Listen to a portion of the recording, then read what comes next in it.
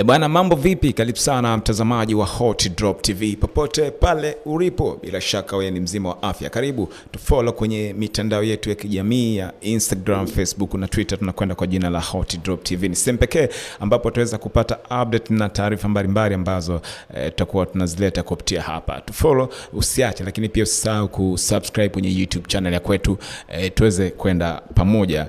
Bwana, hivi sasa ni kipindi cha siasa. Tunafahamu tupo kwenye kipindi cha uchaguzi mkuu wa nchi ya Tanzania. Oktoba 29 ni siku ambayo kila mwananchi anakwenda kufanya maamuzi ya kila ambacho anakihitaji kiwe ndani ya nchi yake, kuchagua rais, wa bunge, madiwani ambao watakwenda kumwakilisha, kumsemea matatizo yake na kumsemea shida zake. Lakini kumekuwa na vitu vingi sana kwa hivi sasa ambavyo vinaendelea kuibuka na vinaendelea kutokea. Siku ya jana ilisambaa video ama ilionekana video ya makamu mwenyekiti wa Chama cha Demokrasia na Maendeleo Chadema, Mheshimiwa John Heche, ambaye alionekana akikamatwa na polisi na kuingizwa ndani ya gari na kisha kuondoka naye.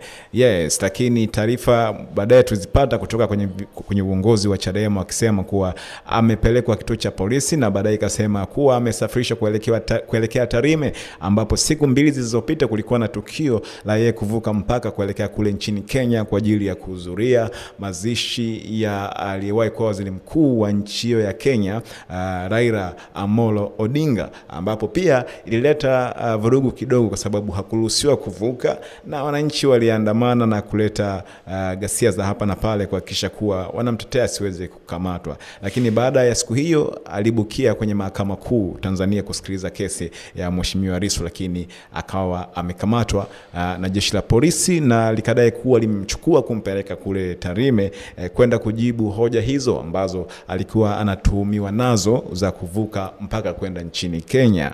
Yes, lakini kumekuwa hakuna taarifa ambayo ni sahihi au imenyoka kutokana na hichi ambacho kilitokea siku ya jana.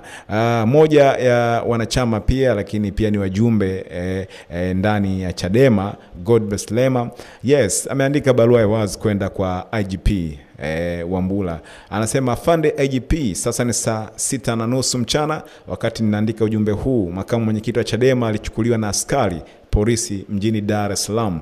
Tulipofika kituo kikuu cha polisi Dar es Salaam, tuliambiwa amepelekwa Tarime kwa sababu ya shauri lake.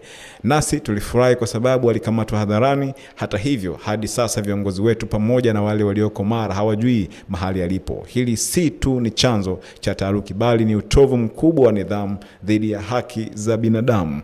Mnataka kufanikisha nini? Nina wasiwasi mkubwa kwamba siku moja jamii inaweza kupuuza hofu, uoga, na nchi yetu itapotea kwenye mwelekeo mbaya. Kama nilivyoandika, mshahara wa dhambi ni mauti.